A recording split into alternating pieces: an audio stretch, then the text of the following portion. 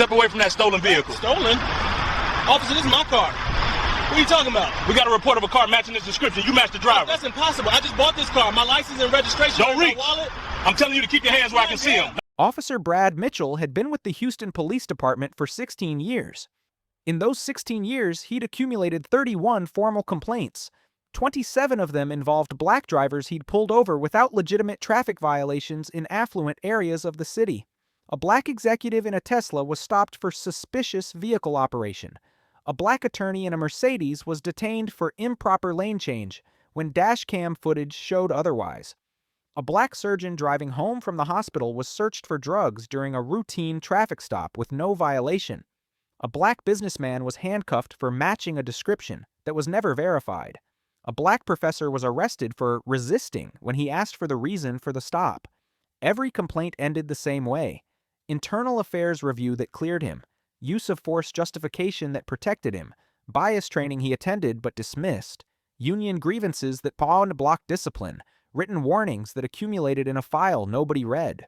One Wednesday evening in Houston, his 16-year pattern of pretextual stops targeting black drivers in expensive cars finally confronted someone who didn't just know the law, someone who ran an entire police department, commanded hundreds of officers, reported directly to the mayor, and had authority that made Mitchell look like exactly what he was, a rogue officer who'd been protected for far too long.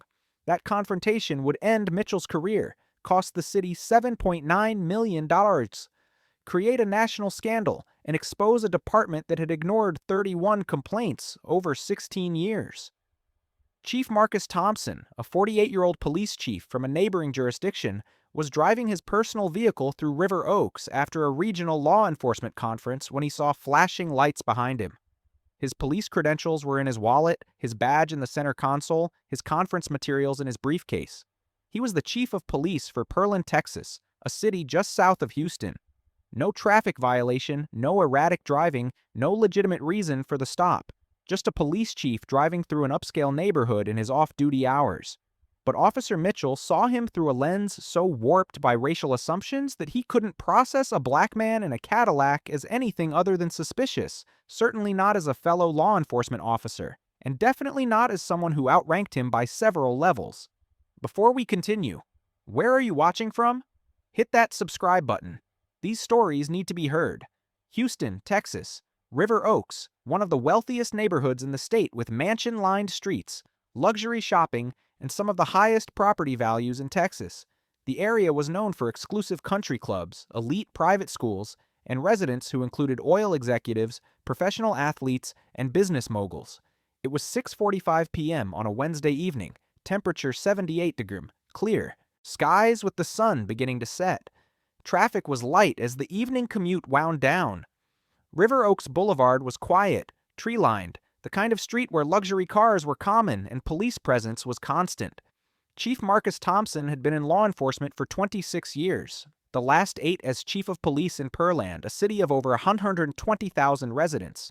He'd started as a patrol officer in Dallas, worked his way up through the ranks, detective, sergeant, lieutenant, captain, deputy chief, then chief. He'd graduated from Prairie View A&M University, then earned a master's degree in criminal justice from Sam Houston State University. He'd completed the FBI National Academy, the prestigious training program for top law enforcement executives. He'd led his department through major reforms, reduced crime rates, improved community relations, implemented body camera programs, and de-escalation training. He'd testified before the Texas legislature on police reform, served on statewide law enforcement committees, and been recognized by the governor for excellence in public safety. He'd received the Texas Police Chiefs Association's Chief of the Year award. He supervised 180 officers, managed a $45 million budget, and reported to a city council and mayor who valued his leadership. He was respected across the state as a progressive, reform-minded chief who believed in constitutional policing and community trust. That evening, Chief Thompson had attended a regional police chiefs conference in downtown Houston, a quarterly meeting where law enforcement executives discussed best practices, shared intelligence, and coordinated on regional issues. He'd presented on his department's success in reducing use of force incidents through better training. After the conference, he'd driven through River Oaks on his way back to Pearland, taking a route that avoided highway traffic. He was obeying all traffic laws, driving his personal Cadillac, wearing casual clothes after changing out of his uniform.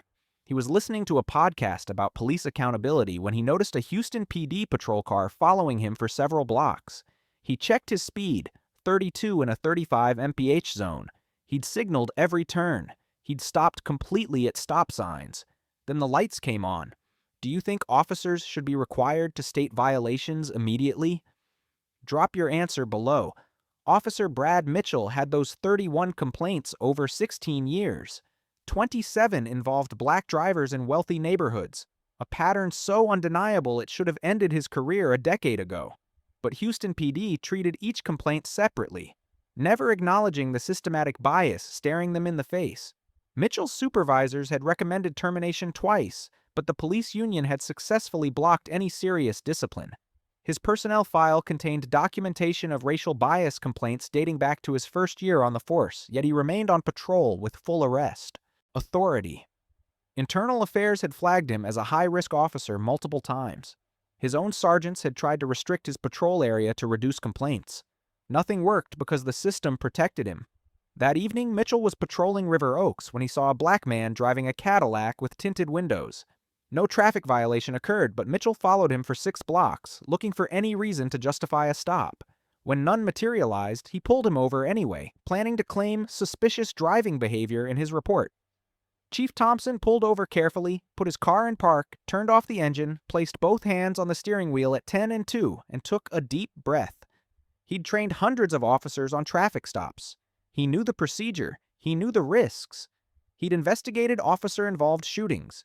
He'd reviewed dashcam footage of stops gone wrong. He kept his hands visible and waited. Mitchell approached the driver's window with his hand already on his weapon, his body language aggressive, his tone immediately hostile. "Pull over, now." Chief Thompson spoke calmly and professionally. "Officer, I've pulled over. What's the violation?" "License and registration. Don't ask questions." The chief's training kicked in, but so did his frustration. "Officer, I have a right to know why I'm being stopped. I'm asking respectfully. What traffic violation did I commit?" Mitchell's hand moved closer to his weapon. "Step out of the vehicle immediately." "I'm going to need a reason for this stop. I was traveling below the speed limit. I signaled all turns. I stopped at all stop signs. What is the legal basis for this traffic stop?" "You're under arrest for failure to comply." Chief Thompson remained absolutely calm, knowing every word mattered. "Officer, I'm Chief Marcus Thompson, Pearland Police Department. My credentials are in my wallet. My badge is in the center console. I'm a police chief. I attended a regional chiefs conference downtown. I'm driving home. I'm going to slowly reach for my credentials. I'm armed. My service weapon is in the console beside my badge." Mitchell sneered, his contempt visible. "Yeah, and I'm the mayor. Everyone's a cop when they get pulled over. Step out of the vehicle right now." "I'm serious, officer. I'm the chief of police in Pearland. Badge number 1. You can verify through HPD dispatch. Call your supervisor. I'm a sitting police chief. Last warning, out of the car or I'm pulling you out." Chief Thompson pulled out his phone with one hand while keeping the other on the wheel. "I'm activating my recording. Officer Mitchell, badge 2847, Houston Police Department, has pulled me over without stating a traffic violation. I've identified myself as Chief Marcus Thompson, Pearland PD. I'm a police chief being detained without legal basis." Should officers face federal charges for arresting police chiefs? Let me know what you think. Mitchell opened the door forcefully. "You're under arrest for obstruction, resisting arrest, and impersonating a police officer." "Impersonating? I am a police officer. I'm a police chief. This is a catastrophic mistake, Officer Mitchell." Mitchell grabbed the chief's arm and pulled him out of the vehicle roughly. Chief Thompson didn't resist physically, but spoke clearly and firmly for his recording and for a jogger who'd stopped to watch. "I am not resisting. I am Chief Marcus Thompson, Pearland Police Department. I command 180 officers. I report to the mayor of Pearland. I attended a police chiefs conference today. I am being unlawfully arrested by Houston PD officer Brad Mitchell. I have committed no traffic violation, no crime, no obstruction. This is a violation of my Fourth Amendment rights and an assault on a fellow law enforcement officer." Pedestrians were stopping now, pulling out phones. "That's wrong," one shouted. "He said he's a police chief," another yelled. Mitchell handcuffed Chief Thompson, the metal tight on his wrists, the same wrists that had shaken the governor's hand last month at an awards ceremony. He walked him toward the patrol car while the chief continued documenting every detail in a calm, authoritative voice. "I am a 26-year law enforcement veteran. I am a police chief. I run a department. I was driving home from a professional conference. Officer Mitchell has arrested me for driving while black in River Oaks. I have witnesses. I have video evidence. The time is 6:52 p.m. I am being placed in Patrol Unit 447.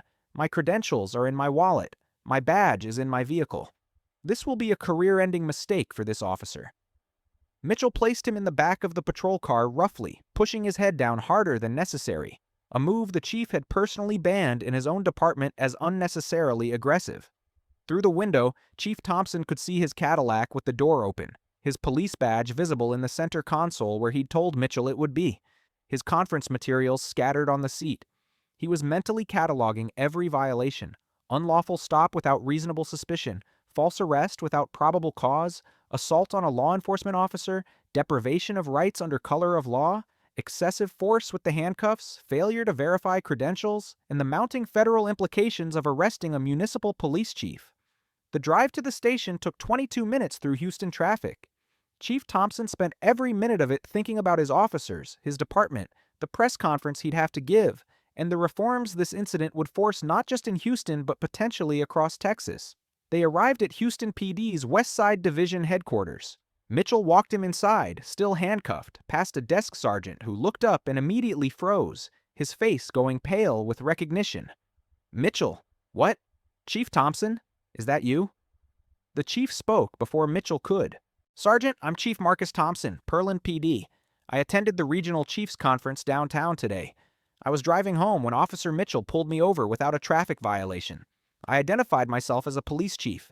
He arrested me for impersonation. My credentials are in my wallet. My badge is in my vehicle. I need you to contact Houston Police Chief Rodriguez immediately. This is a code blue situation." The desk sergeant was already reaching for the phone, his hands shaking. "Chief Thompson, I recognize you from the conference. You presented today." "Oh, God. Mitchell, what have you done?" Mitchell still didn't grasp the situation.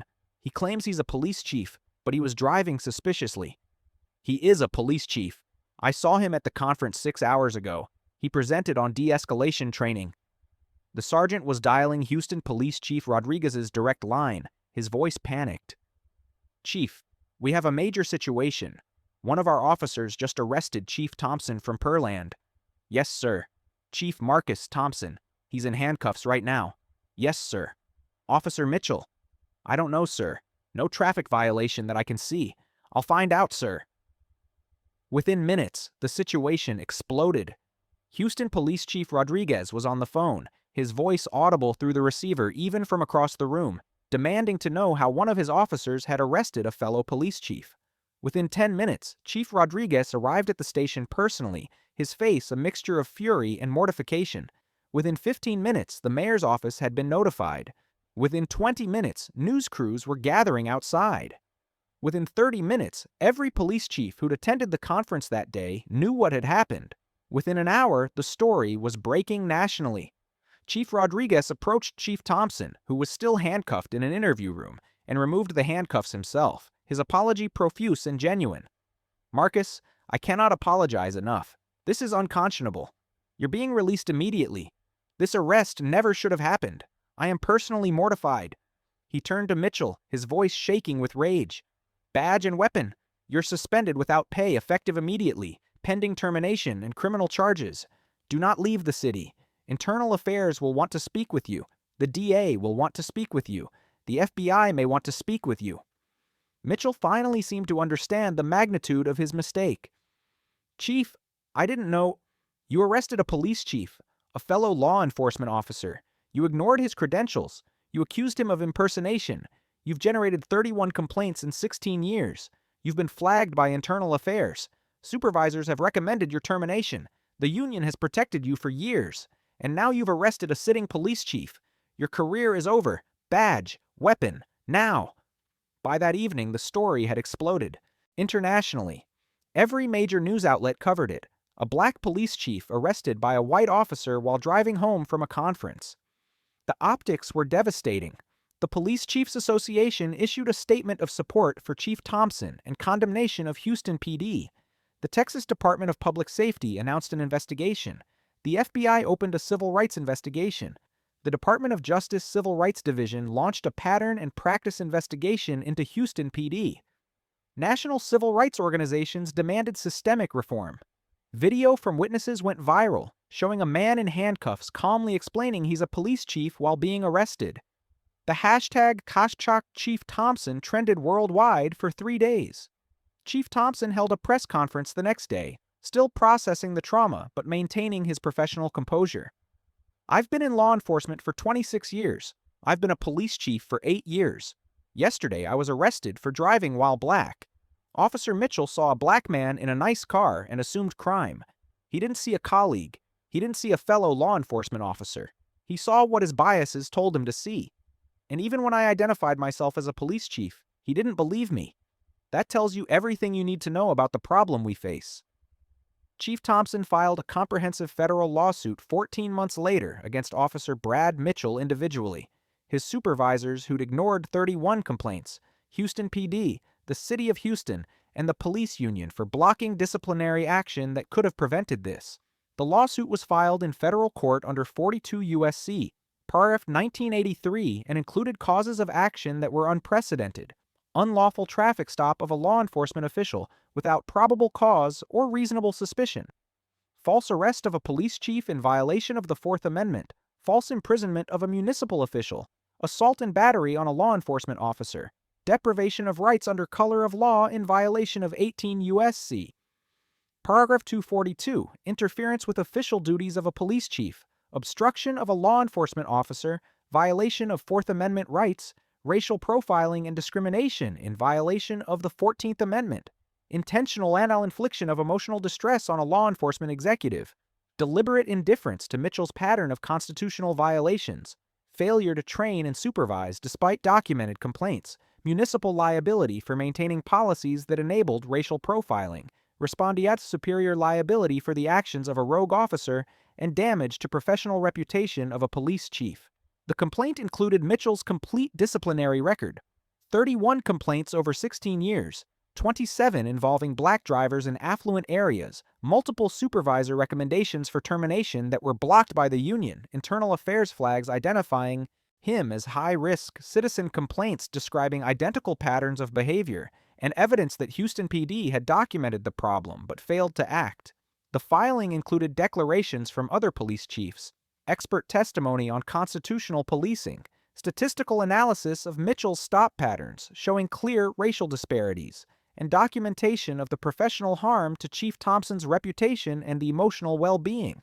Houston's city attorneys initially tried to mount a defense, but quickly realized the case was indefensible. Dashboard camera footage from Mitchell's patrol car showed no traffic violation. Body camera footage showed Chief Thompson complying with all commands while Mitchell escalated unnecessarily. Witnesses confirmed the chief's account. Video evidence from multiple sources existed. Mitchell had zero legal basis for the stop and zero probable cause for the arrest. The badge and credentials were visible in the vehicle exactly where the chief said they'd be. The pattern of complaints showed deliberate indifference rising to constitutional violations. The involvement of a sitting police chief added unprecedented aggravating factors. Houston's own internal affairs reports documented that Mitchell should have been terminated years earlier. The union's role in blocking discipline created additional liability. The political fallout was immense, with the mayor facing calls for resignation. The national attention made settlement the only viable option. The city settled 23 months later in what became the largest civil rights settlement in Texas history, $7.9 million paid to Chief Marcus Thompson.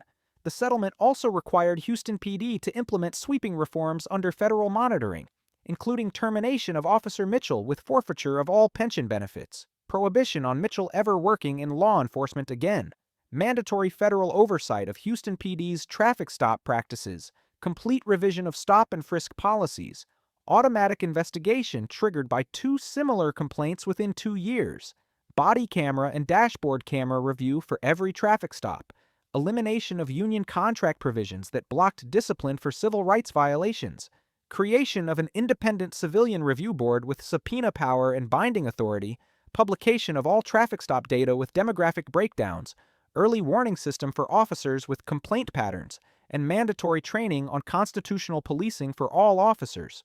Officer Brad Mitchell was terminated 8 weeks after the incident. The termination letter was scathing and comprehensive.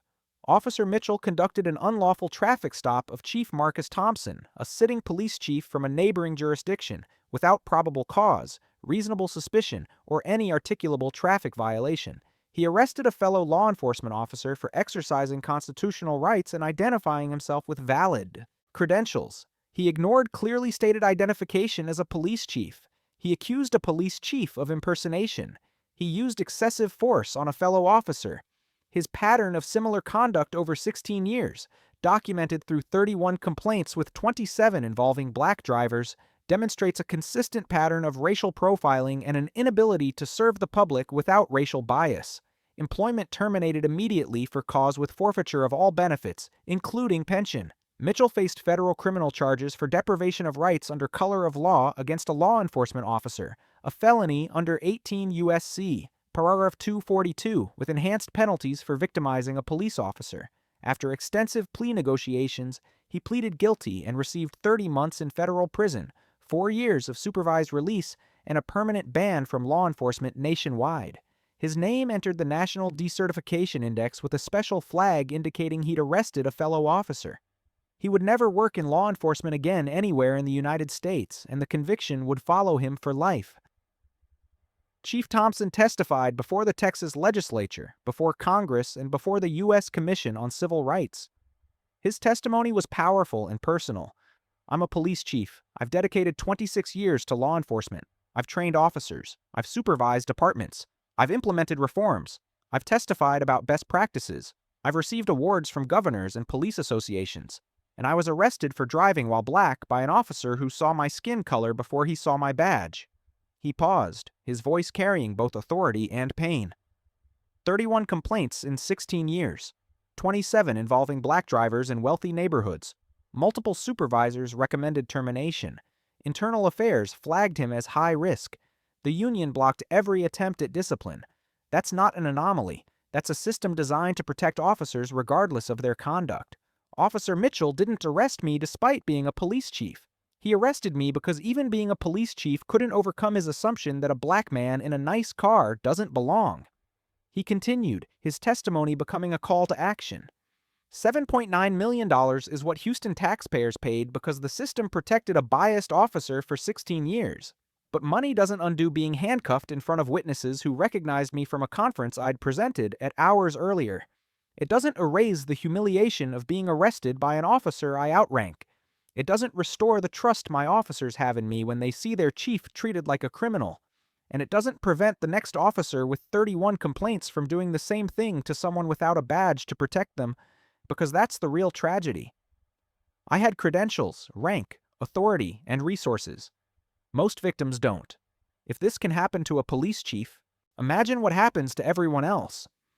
Houston PD implemented sweeping, federally monitored reforms that became a model for departments nationwide.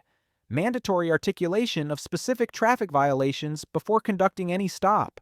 Automatic investigation triggered by 2 similar complaints within 2 years. Body camera and dashboard camera review for every traffic stop with mandatory supervisor approval.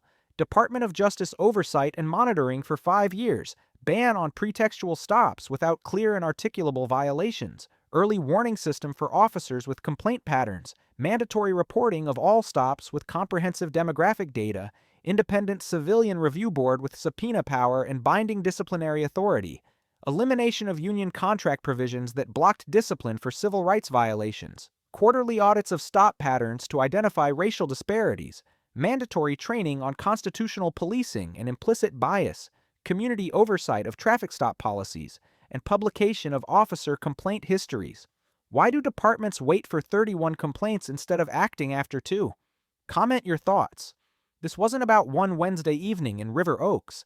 This was about tolerating Brad Mitchell for 16 years despite 31 complaints showing systematic racial bias that any reasonable supervisor could see, document, and act upon. This was about a union that prioritized protecting a bad officer over protecting the public. This was about a system that ignored warnings, blocked discipline, and enabled constitutional violations until the cost became impossible to ignore and the victim impossible to dismiss. Chief Marcus Thompson paid the price. A decorated police chief with 26 years of service arrested for driving while black. Mitchell's career is over. He's in federal prison with a felony conviction. His pension is gone. His name is flagged in the National Decertification Index. The city paid $7.9 million of taxpayer money. But all of that came after 16 years of ignored warnings, 31 documented complaints, multiple recommendations for termination, and a system that protected him until he arrested someone the system couldn't ignore, a fellow police chief. The case became a landmark in police reform discussions. Law schools teach it as a case study in qualified immunity limitations. Police academies use it as a training example of what not to do. Civil rights organizations cite it as evidence of systemic racism in policing. The fact that even a police chief couldn't avoid being racially profiled became a rallying cry for comprehensive reform. Comment if two similar complaints should trigger automatic investigation and termination regardless of union contracts. Comment if police unions should be prohibited from blocking discipline for civil rights violations. Comment if all traffic stop data should be publicly available with demographic breakdowns. And if you believe these stories matter, if you think the system needs fundamental restructuring, if you believe that 31 complaints over 16 years represents catastrophic failure at every level of supervision, then hit that subscribe button. We're exposing departments that ignore documented patterns of constitutional violations. We're demanding accountability not just for individual officers, but for the supervisors who ignore complaints, the unions that block discipline, and the systems that enable abuse. This isn't about one officer or one police chief. It's about systems that protect officers with proven track records of bias over protecting the public they're supposed to serve. Systems so broken that even a police chief isn't safe from racial profiling.